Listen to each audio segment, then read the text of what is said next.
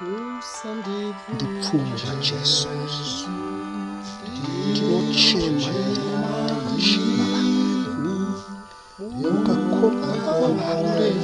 mukakomborera musandipfuura Jesu, tenzi ndochemera imi tenzi mukakomborera musandipfuura. Ndinotenda imi Jesu, wakandinunudza ndanga ndiri kufa ini muzvitema zvangu. Mambo Jesu, tenzi ndochemera imi, ndiani wandingachemera? Ndochemera imi mukakomborera vamwe musandipfuura.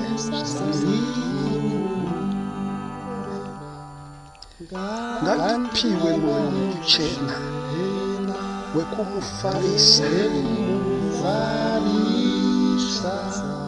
Ndinokumbira itenzi,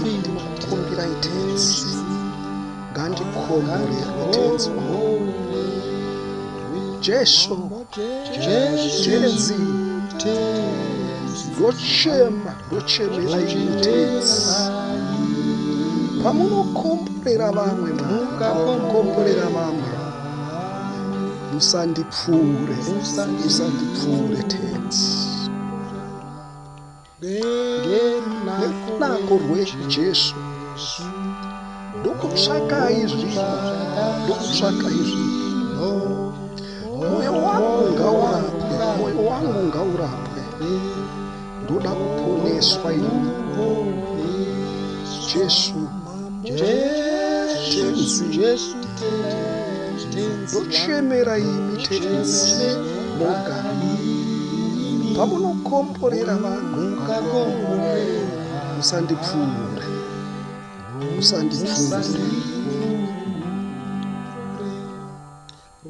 Ropa renyu ngarikudzwe, rindishambe nhasi. Imi muri mumuri wangu, muri munurimi makatongondinini. Jesu, tenzi ndochemera imi tenzi, ndochemera imi muga. Munokomborera vanhu musandipfuure neniwo. Muri tsime roupenyu nerufaro rwese ndini ndoda kunwa pane iyi tsimezi, nokuti ndine nyota huru. Jesu, tenzi ndochemera imi, ndichemere ani. Pamunokomborera vamwe nenivo musandipfuure Jesu. Muri tsime reupenyu nerufaro rwese,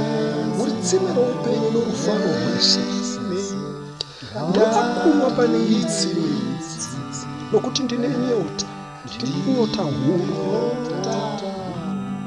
Jesu, tenzi ndochemera imi mukakomborera vamwe. Pamunokomborera vamwe nenivo musandipfuure.